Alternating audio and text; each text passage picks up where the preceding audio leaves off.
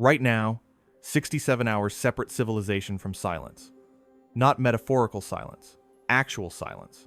The kind where your GPS stops working mid-flight, where banking systems freeze globally, where weather satellites go dark just as a hurricane forms. NASA has a timer for this scenario. They call it the crash clock, and it's counting down faster than anyone predicted.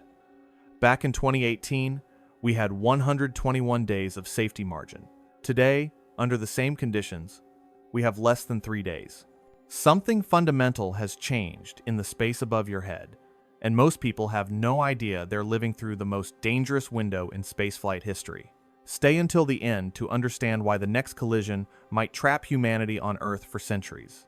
You'll want to subscribe and follow along so as not to miss anything as we continue tracking this unfolding situation, because what's happening in the orbital environment above our heads involves calculations and projections that most official sources present cautiously, if they present them at all.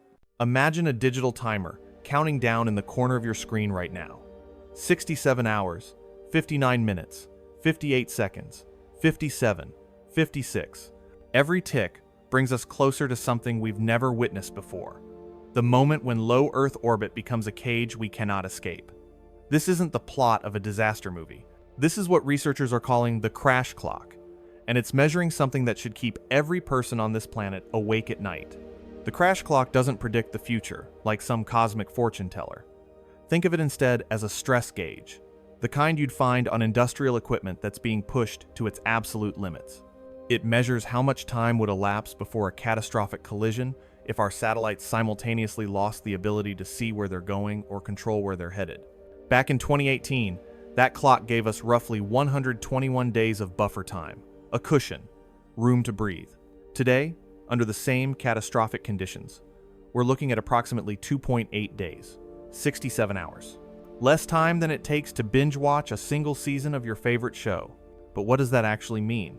The crash clock isn't counting down to guaranteed disaster every single second. It's showing us the window where the first collision could occur if every avoidance system failed at once. If satellites went blind, if ground control lost contact, if the intricate dance happening above our heads every moment of every day suddenly stopped, and thousands of objects moving at 17,000 miles per hour continued on their paths with no one steering. You might be wondering why this matters now, why this number has collapsed so dramatically in less than a decade. The answer is simple, terrifying, and happening right above your head as you read this. We're in the middle of what scientists call the mega constellation boom. Companies are launching satellites by the thousands, packing them into tighter and tighter orbital lanes. Where we once had hundreds of satellites circling Earth, we now have tens of thousands. Each one is a potential collision waiting to happen. Each one narrows the margin for error just a little bit more. Here's the thing that most people don't understand. Space agencies can still maneuver these satellites away from danger. Operators track conjunctions, predict close approaches, and fire thrusters to nudge satellites out of harm's way. This happens thousands of times every single day. The crash clock only starts its deadly countdown in a worst-case scenario where that system breaks, where we lose control, where we lose our eyes in the sky. So could something actually trigger that worst-case scenario? Could a single massive solar flare fry the electronics that keep satellites aware of their surroundings? Could a cascading cyber attack blind the networks that coordinate orbital traffic? These aren't questions from science fiction anymore. These are the scenarios that keep orbital mechanics experts awake at 3 in the morning, running simulations, checking numbers, hoping they're wrong. Consider what's actually at stake here. Your GPS doesn't just tell you how to get to the grocery store. It synchronizes every financial transaction on the planet. It guides aircraft through the sky. It coordinates emergency services. It keeps the global shipping industry from grinding to a halt. Banking systems, internet infrastructure, weather forecasting, climate monitoring, military communications. All of it depends on satellites that are now navigating an increasingly crowded orbital environment with less and less room to maneuver. If those satellites went blind, if they lost their ability to avoid each other, humanity wouldn't just lose the convenience of streaming entertainment or social media. We would lose fundamental systems that keep modern civilization running. The global economy would seize up like an engine without oil. Aircraft would be grounded. Ships would navigate by stars again, if they could navigate at all. Weather forecasters would lose the ability to track hurricanes before they make landfall. We'd be thrust backward into a world that wouldn't just be inconvenient, it would be dangerous. The crash clock measures the fragility of something we take completely for granted. Every time you check the weather on your phone, you're trusting that satellites are still talking to each other, still aware of their positions, still able to avoid the near misses that happen constantly in the silence of space. You're trusting a system that's being pushed closer and closer to its breaking point with every new launch, every new satellite, every new object added to an orbital environment that's already straining under the weight of human ambition. And here's what should really concern you. The operators managing these satellites are doing an incredible job under increasingly impossible conditions. They're preventing collisions, they're running the numbers, they're making it work, but they're doing it with shrinking margins, tighter windows, and less room for error every single month. The crash clock isn't telling us that disaster is inevitable. It's telling us that the safety net is getting thinner and thinner and thinner. What happens when an unexpected variable enters that equation? What happens when something we didn't plan for, couldn't predict, and can't control suddenly appears in a system that's already operating at its absolute limits? That's the question we need to answer, because the clock is ticking whether we're ready or not. Let's talk about numbers that sound completely insane until you understand what they actually mean. Starlink satellites alone performed over 145,000 collision avoidance maneuvers in just 6 months, leading up to mid-2025. That's thousands of adjustments every single day. Thousands of moments where a satellite had to fire its thrusters and change course to avoid a predicted close encounter with another object in orbit. Now, before your brain spirals into panic mode, let me explain what a maneuver actually is. We're not talking about dramatic last-second swerves like in a car chase. These are calculated, planned adjustments based on prediction models that look days or weeks into the future. Operators analyze the projected paths of satellites and debris, identify potential conjunctions, and execute small thruster burns to ensure objects don't come too close. It's more like careful choreography than emergency evasion. But what counts as too close?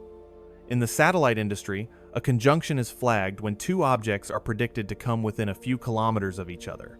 Not meters, kilometers. That might sound like a comfortable distance, until you remember that these objects are moving at speeds where a few kilometers of separation can be crossed in fractions of a second. The models have to be incredibly precise because there's no room for error when you're dealing with velocities that would make a bullet seem slow. Here's where the narrative gets slippery. Yes, collision frequency is rising. That's real. That's documented. That's concerning. But when you hear claims like a near miss every 22 seconds, you need to understand what that actually represents. That's an extrapolation, a statistical projection based on the rate of conjunctions being detected and the maneuvers being performed. It's not an observed continuous stream of satellites barely scraping past each other every 22 seconds like clockwork. The distinction matters because precision matters. The orbital environment is becoming more dangerous, more crowded, more complex. We don't need to exaggerate that reality to make it concerning. The truth is concerning enough without embellishment. Operators are making more avoidance maneuvers because there are more satellites and more debris to avoid. The math is straightforward. More objects in a finite space equals more potential interactions, equals more work to keep everything from colliding. But here's a wrinkle that doesn't get talked about enough. Every maneuver costs fuel. Satellites carry limited propellant, and every time they fire their thrusters to avoid a conjunction, they're using up that finite resource. This creates a brutal strategic trade-off. Do you extend the satellite's operational life by conserving fuel, or do you prioritize collision avoidance even if it means the satellite burns out faster? When you're managing thousands of satellites, these decisions compound. The system isn't just crowded, it's expensive to navigate. Let's ground this in recent reality. Not long ago, a Starlink satellite lost communications with ground control. It became what operators call anomalous, unresponsive to commands. Eventually, it broke apart and created a small number of debris fragments. This is exactly the kind of incident that makes orbital mechanics experts nervous. But it's also important to note the scale. Small debris field, limited fragments. Not the catastrophic Kessler cascade that apocalypse narratives love to describe. What's a Kessler cascade? Imagine one collision creating debris that causes another collision, which creates more debris that causes more collisions, each event multiplying the number of fragments until the entire orbital shell becomes an impenetrable cloud of high-velocity shrapnel. It's named after Donald Kessler, the NASA scientist who proposed this chain reaction scenario back in 1978. It's a real theoretical risk, but we haven't seen it happen yet, and the difference between theoretical possibility and observed reality matters when we're trying to understand actual danger versus speculative doom. The tension at the heart of this entire situation is deceptively simple. Operators can avoid collisions. They do it every day. They're very good at it. But the margin for error shrinks with every new satellite added to the orbital highways. Think of it like traffic on a highway. When there are only a few cars, everybody has plenty of room to merge, change lanes, and maintain safe distances. But as traffic density increases, drivers need to pay closer attention, react faster, and coordinate more carefully. Eventually, you reach a point where even skilled drivers can't prevent every accident because there's simply too much happening in too little space. That's where we are with Earth's orbit. The drivers are skilled, the systems are sophisticated, the tracking is impressive, but the volume of traffic is approaching levels that make even the best systems vulnerable to unexpected events. And unexpected is the key word here, because everything we've discussed so far assumes that all the systems work as designed, all the sensors function properly, all the prediction models remain accurate, and all the operators maintain perfect situational awareness. What happens when something breaks that assumption? What happens when an event occurs that the models didn't predict, the sensors didn't detect, or the operators couldn't prevent because they literally didn't see it coming? That's not science fiction. That's the nightmare scenario that the crash clock is measuring. The time between the moment everything stops working correctly and the moment when avoidable collisions become unavoidable catastrophes.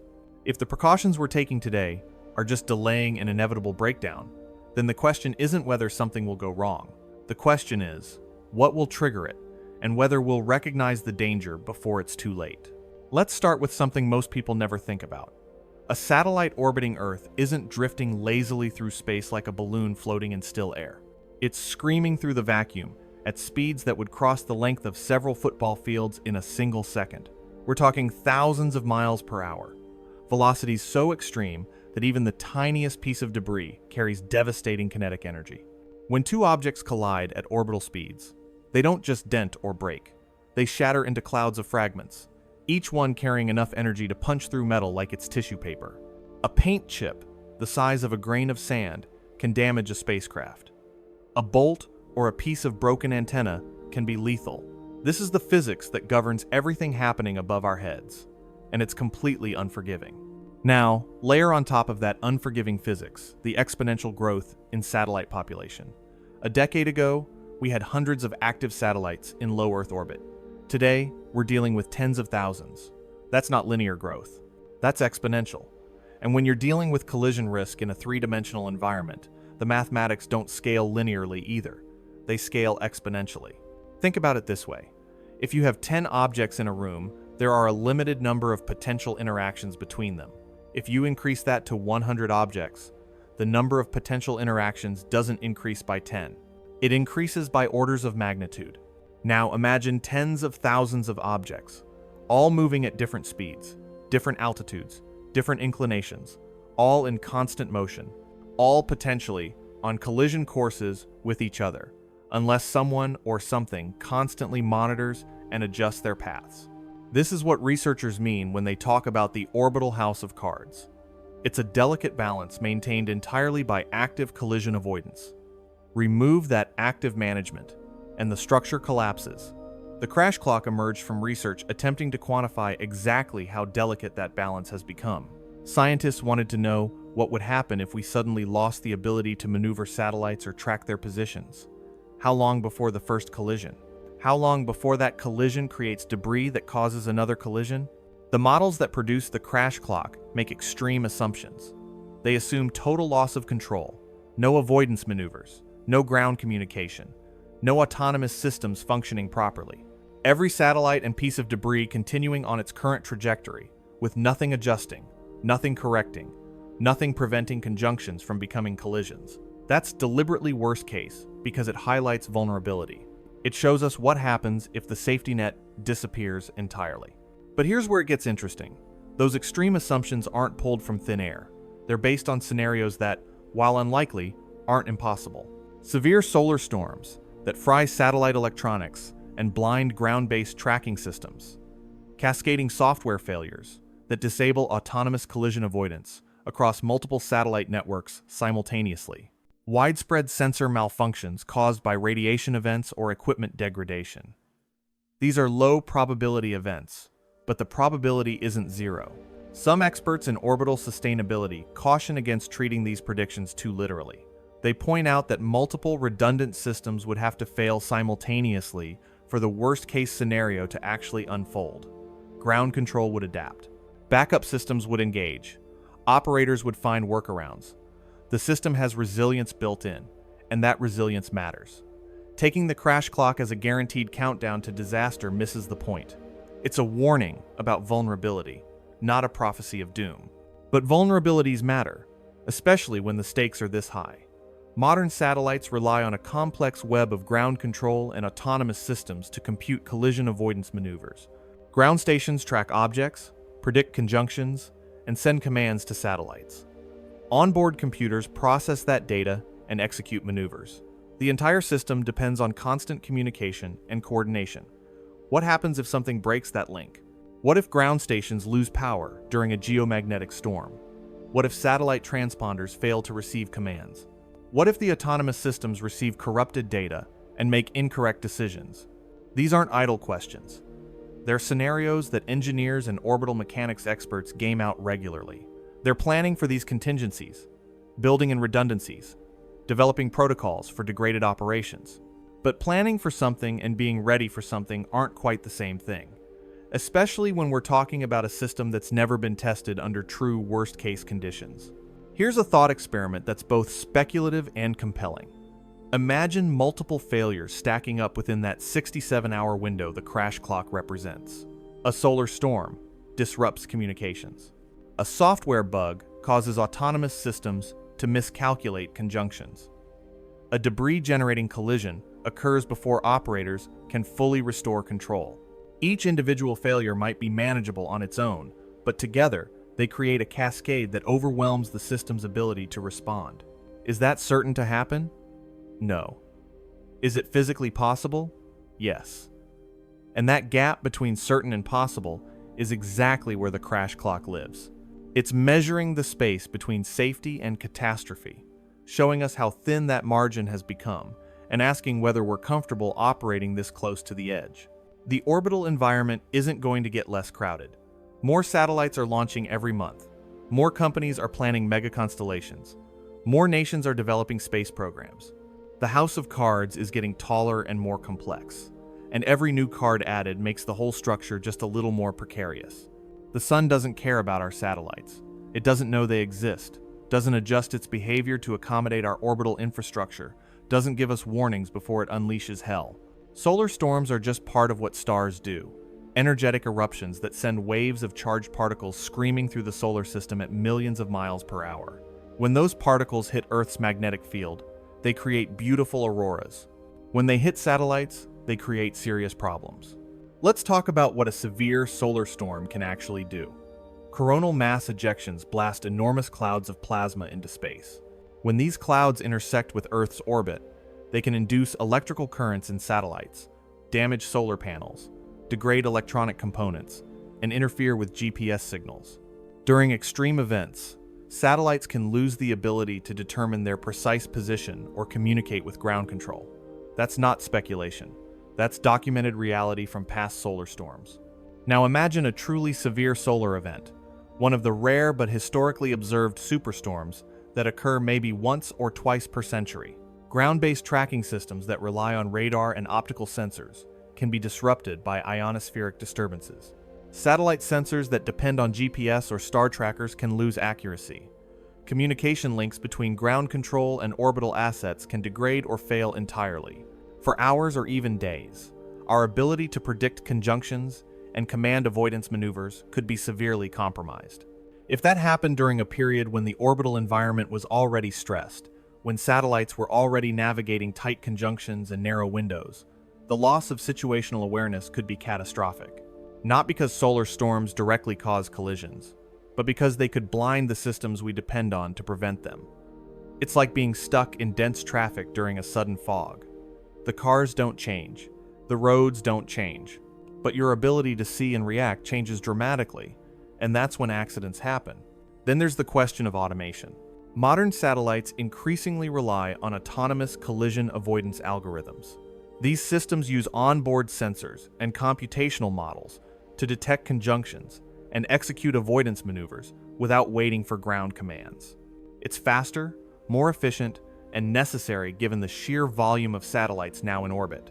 But it also introduces new vulnerabilities. What if there's a bug in the algorithm? What if multiple satellites from different operators use similar software with the same flaw? What if an edge case that nobody anticipated causes the autonomous systems to make incorrect predictions or execute counterproductive maneuvers? This is purely speculative territory, not something confirmed by current NASA reports or documented incidents. But it's the kind of scenario that makes engineers nervous because software complexity creates opportunities for unexpected failures. Sensor vulnerabilities add another layer of concern. Some satellite sensors are more susceptible to radiation damage or electromagnetic interference than others. A solar storm or even natural radiation belt variations can cause sensors to report incorrect position data. If those bad readings feed into collision avoidance algorithms, the automated systems might make things worse instead of better. They might maneuver satellites into danger instead of away from it. This is where cascading logic becomes truly frightening. Imagine sensors misreporting positions during a period of degraded ground tracking. Autonomous systems receive corrupted data and calculate avoidance maneuvers based on that bad information. Satellites execute those maneuvers, moving themselves into positions they were trying to avoid. Conjunctions that should have been avoided become collisions. Those collisions generate debris. The debris creates more conjunctions, more bad data, more incorrect maneuvers, more collisions. Could an unexpected combination of events actually cause this kind of systemic loss of situational awareness? Let me be explicitly clear. This is not verified. This is not confirmed by space agencies or satellite operators. This is theoretical worst-case thinking. But theoretical doesn't mean impossible, and worst case doesn't mean it can't happen. It means we haven't seen it yet, and we're trying very hard to make sure we never do. Scientists who study these risks don't speak in apocalyptic certainties. They talk about probabilities, redundancies, mitigation strategies, and safety margins. They acknowledge these scenarios as high-impact, low-probability events, the kind of thing that might happen once in 1,000 years or once in 10,000 years, but would be absolutely catastrophic if it did. The challenge is that we're conducting a grand experiment with Earth's orbit, and we don't have historical data to tell us where the true boundaries of safety lie. Space is getting crowded, and that means space traffic management is becoming as critical as air traffic control. Right now, agencies like U.S. Space Command, the European Space Agency, Roscosmos, and the China National Space Administration all issue conjunction alerts to satellite operators. When they detect a potential close approach, they notify the relevant parties so avoidance maneuvers can be planned. It's a system that works surprisingly well, considering its complexity. Every day, tracking stations around the world monitor tens of thousands of objects in orbit. Radar installations sweep the sky continuously. Optical telescopes photograph satellites against the background of stars, and sophisticated computer systems process all that data into orbital trajectories that predict where every tracked object will be hours, days, or weeks into the future. When two objects are predicted to pass within dangerous proximity, the system automatically generates conjunction warnings and sends them to operators. Sometimes those warnings arrive days in advance, giving plenty of time for careful planning. Sometimes they arrive with only hours to spare, requiring rapid decision-making and immediate action. The operators receive these warnings and make choices. Do we maneuver our satellite, or wait to see if the other operator moves theirs? Do we burn precious fuel for a conjunction with relatively low collision probability, or do we accept the risk? Do we trust the tracking data completely, or do we maintain healthy skepticism about predictions that depend on measurements and models that aren't perfect? These decisions happen thousands of times every week, an invisible ballet of negotiation and calculation happening in the silence above our heads. But it's not perfect. Not all operators share data equally. Some satellites are tracked better than others. Commercial operators have different levels of transparency about their assets and operations. National security concerns mean that military satellites often move without public disclosure of their maneuvers. The coordination is improving, absolutely, but it's still incomplete. There are gaps, blind spots, objects that aren't being tracked as precisely as they should be. Consider the fundamental challenge of tracking objects in space. You can't exactly install GPS receivers on debris fragments or defunct satellites. You have to observe them from the ground, measuring their positions through radar returns or optical observations, then calculating their orbits from limited data points. For large, cooperative satellites that broadcast their positions and respond to tracking, this works well. For small debris, tumbling rocket bodies, or non-cooperative satellites, it's much harder. The tracking catalogs maintained by various space agencies contain tens of thousands of known objects, but the actual number of debris pieces large enough to cause damage probably numbers in the hundreds of thousands or millions. We simply don't know where most of them are with any precision. And then there's the geopolitical dimension that nobody wants to talk about, but everybody thinks about. Space is becoming contested territory. The United States and China are locked in what amounts to a new space race, launching constellations and developing capabilities at unprecedented pace. Russia maintains its own orbital infrastructure. India, Japan, the European Union, and private companies are all players. This isn't cooperation. This is competition with occasional coordination. The competition manifests in ways both obvious and subtle. Nations want to demonstrate technological superiority by launching bigger constellations, reaching orbit more frequently, developing more sophisticated satellites. They want to secure strategic advantages in communications, navigation, Earth observation, and military capabilities. They want to establish themselves as indispensable players in the global space economy. These motivations drive innovation and investment, which sounds positive until you remember that they also drive secrecy, redundancy, and reluctance to share information that might reveal capabilities or vulnerabilities. That competition could complicate data sharing in ways that increase risk for everyone. If operators don't trust each other enough to share precise orbital information, conjunction predictions become less accurate. If national security concerns override safety protocols, satellites might maneuver without warning others. If political tensions escalate, the informal cooperation that currently prevents most collisions could erode. Nobody wants that outcome, but wanting something and achieving it are different things when geopolitics are involved. Imagine a scenario where political relations between major spacefaring nations deteriorate. Suddenly, the informal data sharing that helps everyone avoid collisions becomes a liability from a national security perspective. Why should we tell potential adversaries exactly where our satellites are and where they're going? Why should we trust their conjunction warnings when they might be using those interactions to gather intelligence on our capabilities? The rational calculus of safety gets complicated when you layer competition and distrust on top of it. Now we're going to wade into genuinely speculative territory, the kind of stuff that circulates in forums and conference hallway conversations but isn't verified by any official source. Some theorists propose that covert actions or cyber attacks targeting satellite networks could deliberately accelerate systemic failures. The idea being that if you wanted to disable an adversary's space capabilities, you wouldn't necessarily blow up their satellites. You'd compromise their ground control systems, corrupt their orbital tracking data, or disable their collision avoidance capabilities, and let the orbital environment do the rest. Think about the elegance of such an attack from a strategic perspective.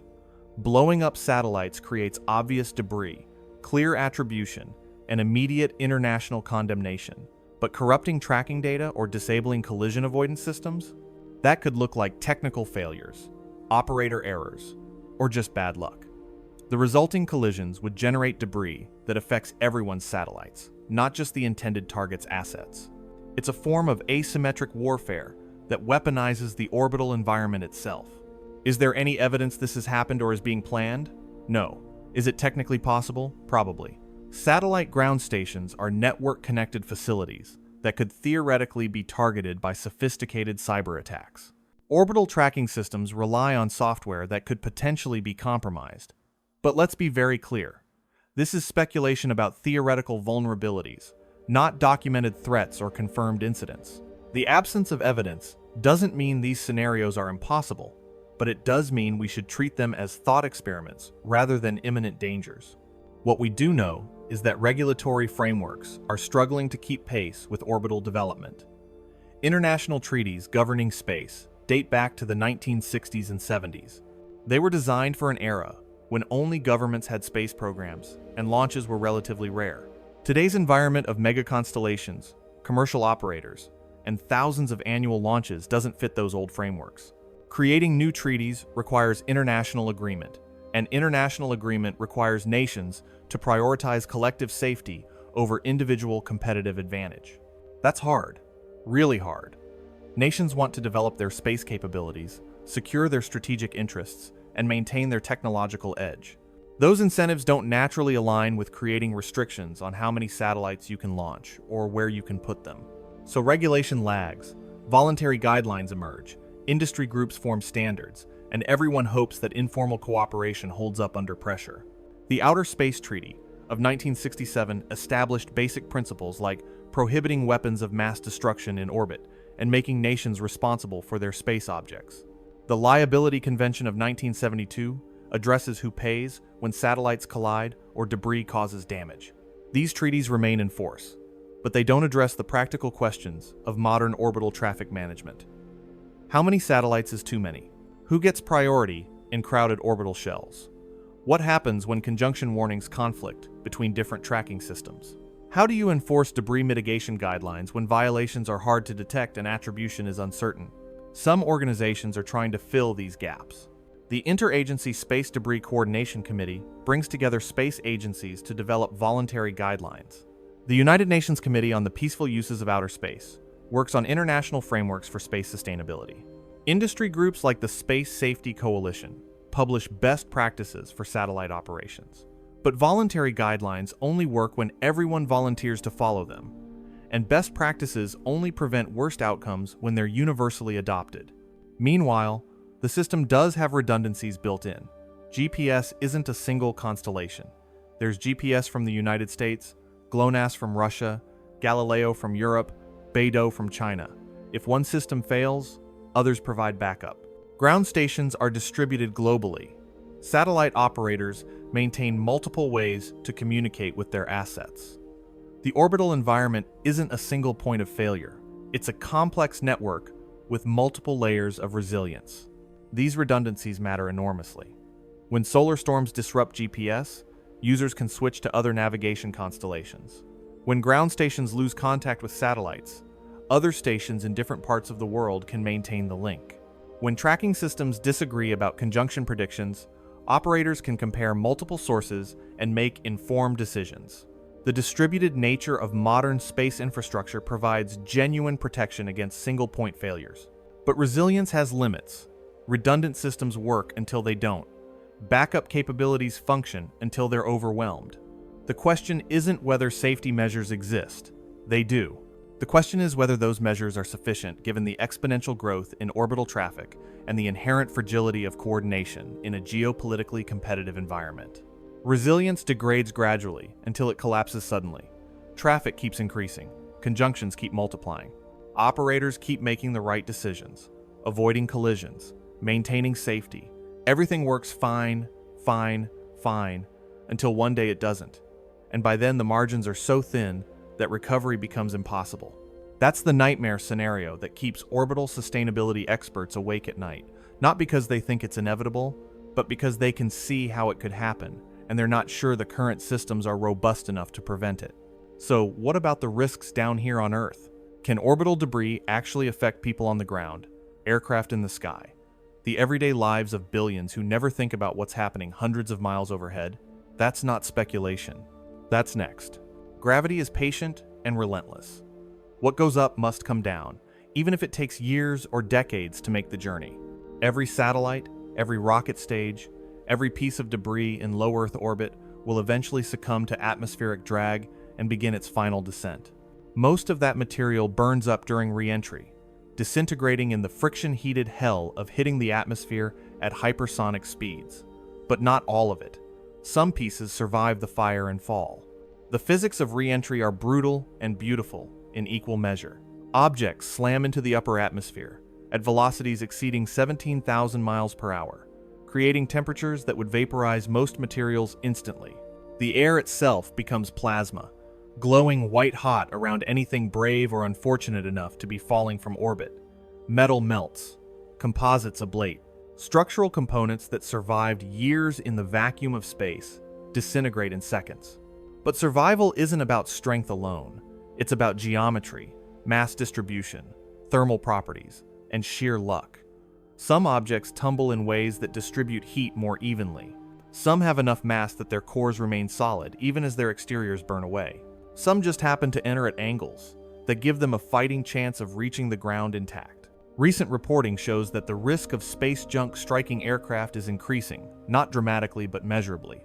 Researchers analyzing re-entry patterns and air traffic data have calculated probabilities that sound small in isolation, but become concerning when you multiply them across tens of thousands of flights every day and thousands of re-entries every year. The chance of any single piece of debris hitting any single aircraft on any given day is tiny. The chance of it never happening, as the orbital population continues growing, is shrinking. This is statistics playing out in real time, transforming improbable events into eventual certainties simply through repetition and scale. Consider the geometry of the problem. Commercial aircraft cruise at altitudes between 30,000 and 40,000 feet.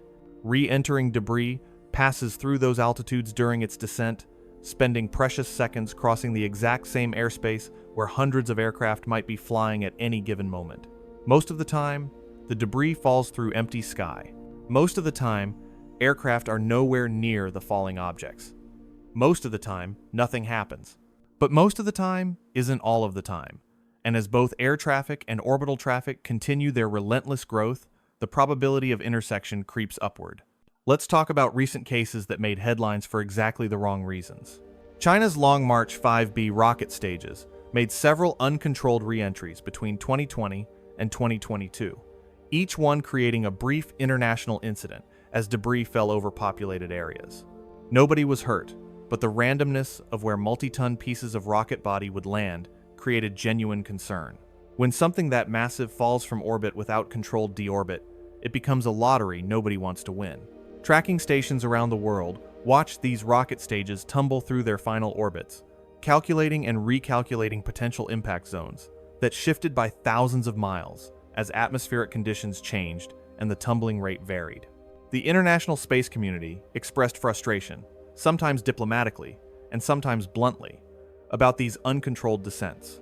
When you're launching rockets big enough to require cores that weigh tons, you have a responsibility to ensure those cores don't fall randomly across populated regions. Controlled deorbit isn't just good practice, it's basic spacefaring responsibility. Yet the Long March 5B missions repeatedly demonstrated what happens when that responsibility isn't prioritized.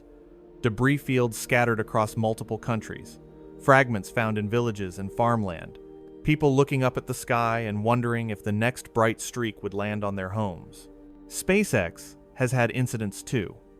Debris from Crew Dragon spacecraft and Starlink satellites has been found in various locations after surviving re-entry. Again, no casualties, no major damage, but physical evidence that objects from orbit are reaching the ground with enough integrity to be recognized and recovered. That's both impressive from an engineering standpoint and concerning from a safety standpoint. Farmers in Australia have found pieces of spacecraft in their fields. Ranchers in the American West have reported fragments embedded in the ground. Each discovery is a reminder that the boundary between space operations and terrestrial safety is thinner than most people imagine. These aren't theoretical risks anymore. These are documented events with physical evidence and GPS coordinates. You can look at photographs of twisted metal and scorched composites that fell from orbit. You can read reports from local authorities who responded to calls about strange objects found in remote areas. The abstraction of orbital mechanics becomes concrete when you're staring at a piece of satellite that punched through the atmosphere and survived. The probability remains small. Let's be absolutely clear about that. You are vastly more likely to be struck by lightning than by space debris. The risk to any individual person on any given day is negligible. But we're not talking about individual risk. We're talking about systemic risk across billions of people and decades of time. As the number of satellites increases, as the number of re-entries increases, As the number of uncontrolled descents increases, the aggregate risk shifts from theoretical to statistical certainty. Eventually, something will hit something it shouldn't. Statistics are cold and merciless when dealing with large numbers. If an event has a 1 in a million chance of occurring, and you run a million trials, it's going to happen.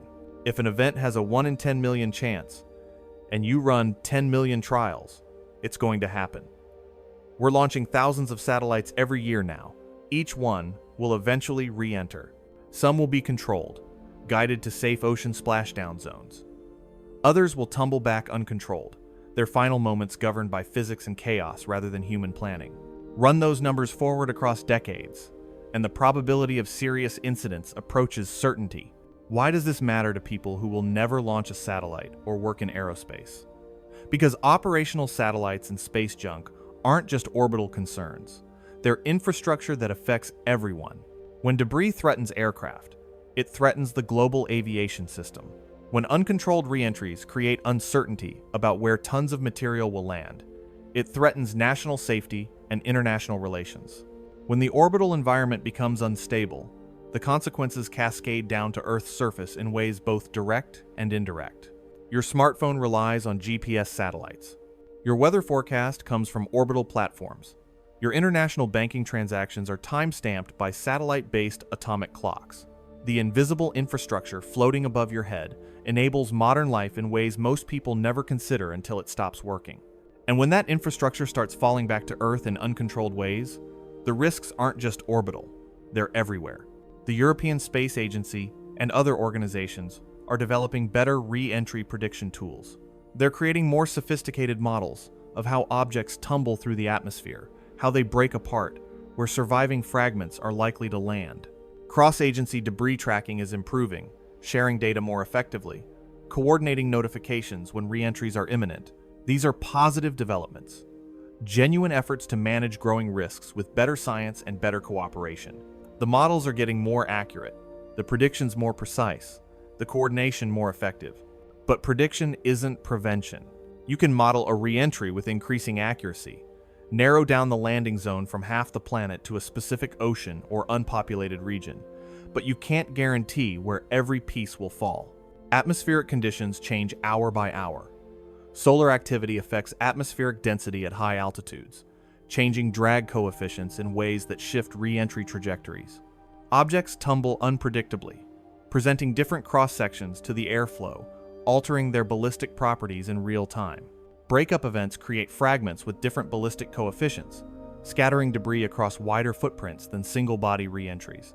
There's inherent uncertainty in the physics, and that uncertainty creates risk that no amount of modeling can completely eliminate.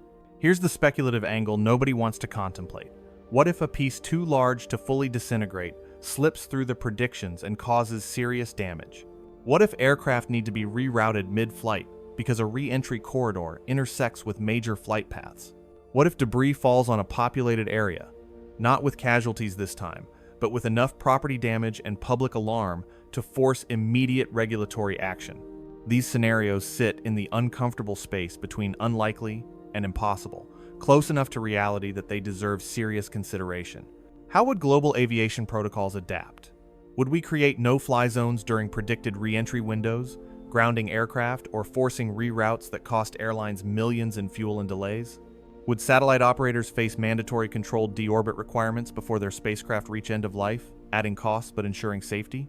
Would insurance costs for orbital assets skyrocket to account for liability, making some missions economically unviable? These aren't questions with clear answers yet, because we're making up the rules as we go, reacting to incidents after they happen, rather than preventing them before they occur. The regulatory vacuum is both understandable and dangerous.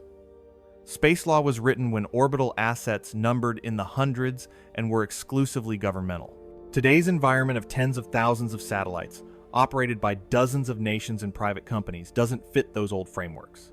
Creating new international regulations requires consensus among competitors, agreement between nations with conflicting interests, and enforcement mechanisms that don't currently exist. So we improvise, establish voluntary guidelines, hope that everyone acts responsibly, and cross our fingers that we'll get regulations in place before something truly catastrophic forces our hand. The connection between orbital debris and terrestrial safety is more direct than most people realize. More robust space traffic management benefits Earth's skies as much as orbital sustainability. Preventing collisions in orbit prevents uncontrolled debris from raining down unpredictably. Requiring controlled deorbits protects both aircraft and people on the ground. Managing the orbital environment responsibly is managing risk for everyone, everywhere, whether they're aware of it or not. The sky above your head isn't separate from the space above that. It's all one continuous environment, and what happens up there eventually affects what happens down here. While we've been worrying about the crowded space around our planet, the universe has been busy reminding us just how small that concern really is in cosmic terms. In 2025, astronomers confirmed something that shouldn't be possible according to our standard understanding of how galaxies work. They found a supermassive black hole, billions of times the mass of our Sun, that had been completely ejected from its home galaxy and was now racing through intergalactic space at speeds that defy conventional physics. Think about that for a moment. A black hole weighing billions of solar masses, flung out of its galaxy like a stone from a slingshot, traveling so fast through the void that it's creating a wake of star formation in the gas it passes through. The forces required to do that are almost incomprehensible. We're talking about gravitational interactions during galaxy mergers so violent that they can yeet black holes across millions of light years. It's the kind of discovery that reshapes cosmology textbooks and forces scientists to reconsider fundamental assumptions about how the universe works at the largest scales. Imagine the scenario that created this cosmic refugee. Two galaxies, each containing hundreds of billions of stars and anchored by supermassive black holes at their centers, collide over the course of millions of years. As these titans merge, their central black holes spiral inward toward each other, locked in a gravitational dance that releases more energy than billions of supernovae. In rare cases, the geometry of this merger can create a gravitational slingshot effect so powerful that one of the black holes gets launched into intergalactic space at velocities measured in thousands of kilometers per second. The black hole doesn't just drift away. It's hurled into the void with such force that it may never return, condemned to wander between galaxies for billions of years. And here's the truly strange part. As this runaway black hole tears through intergalactic gas clouds at these absurd speeds, it compresses the gas in its wake, triggering star formation in its trail. The universe's most destructive objects, black holes that devour everything around them, can paradoxically become cosmic gardeners, planting seeds of new stars in regions that might otherwise have remained sterile for eons. The discovery forces us to rethink how galaxies evolve, how supermassive black holes interact, and what happens in the vast spaces between galaxies where we assumed nothing particularly interesting was occurring. Then there are the dark matter cloud discoveries, objects that researchers are calling relics, or informally, Cloud 9.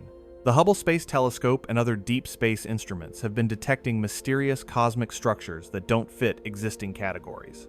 They're not galaxies, they're not nebulae, they're something else, possibly vast accumulations of dark matter made visible through gravitational lensing or interactions with normal matter that we're only beginning to understand. Dark matter, that invisible substance that makes up most of the universe's mass but doesn't interact with light, has always been more absence than presence. We know it's there because of its gravitational effects on galaxies and galaxy clusters. We can map where it is by how it bends light from distant objects, but actually seeing structures made primarily of dark matter, that's new, that's exciting. That opens entirely new windows into understanding the cosmos. The problem with dark matter has always been its fundamental invisibility. It doesn't emit light, it doesn't absorb light, it doesn't reflect light. The only way we know it exists at all is by observing how its gravity affects things we can see. Galaxies rotate too fast to be held together by the gravity of their visible matter alone. Galaxy clusters bend light from background objects more severely than their visible mass can account for. These observations tell us that something massive and invisible must be there, comprising about 85% of all matter in the universe. But seeing dark matter structures directly, or as directly as something fundamentally invisible can be seen, represents a breakthrough in observational cosmology. These Cloud 9 structures might be primordial concentrations of dark matter that formed in the early universe, fossil remnants of cosmic conditions billions of years ago. They might be ongoing accumulations, shaped by the same gravitational processes that form galaxies, but lacking the normal matter necessary to light up with stars. They might be something we haven't even theorized yet, manifestations of physics we don't fully understand. Each discovery raises more questions than it answers, and that's exactly what good science should do. And it's not just new objects we're finding, it's new ways of finding them. Human astronomers working in collaboration with artificial intelligence systems have discovered millions of previously unknown cosmic objects in recent years. Machine learning algorithms can process telescope data faster and more thoroughly than any human could, identifying patterns and anomalies that would take lifetimes to spot manually. We're literally teaching computers to explore the universe for us, and they're finding wonders we didn't know existed.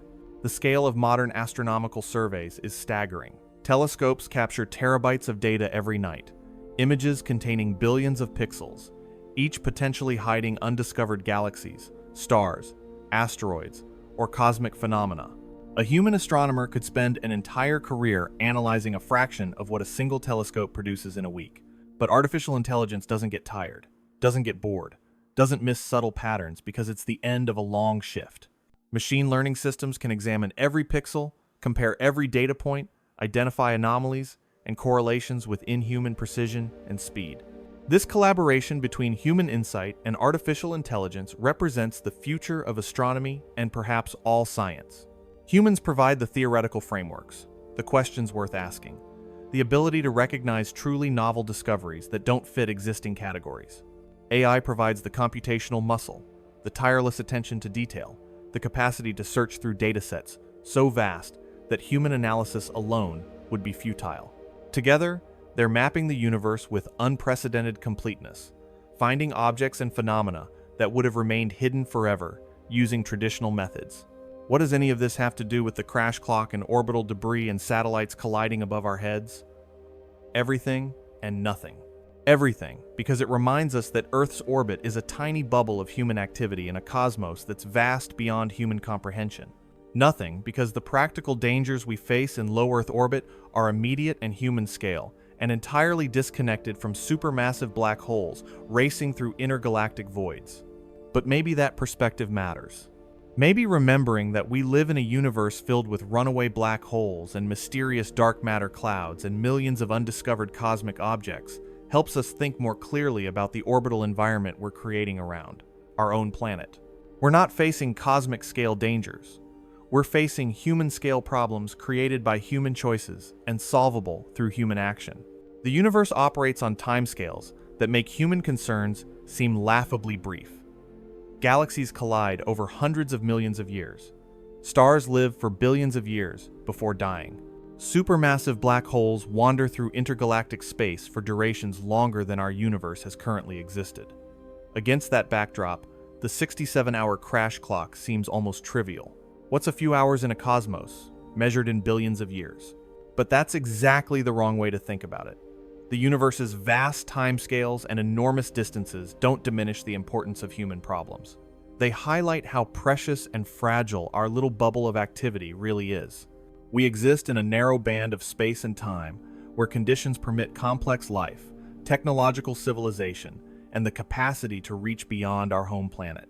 That window is special not because the universe cares about it, but because we exist within it and have the choice to protect it or squander it.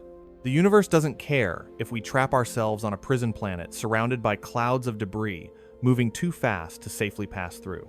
The cosmos will continue its grand dance of galaxies colliding and stars forming and black holes wandering through the darkness whether humans can reach orbit or not. But we should care. We should care deeply and urgently because the window to prevent the worst outcomes is finite, and it's closing faster than most people realize. Earth's orbit may be crowded and getting more dangerous every month, but humanity's place in the cosmos is still expansive, still full of potential, still worth protecting. We've built this incredible infrastructure in the sky that lets us communicate globally, navigate precisely, study our planet from above, and reach toward the stars beyond.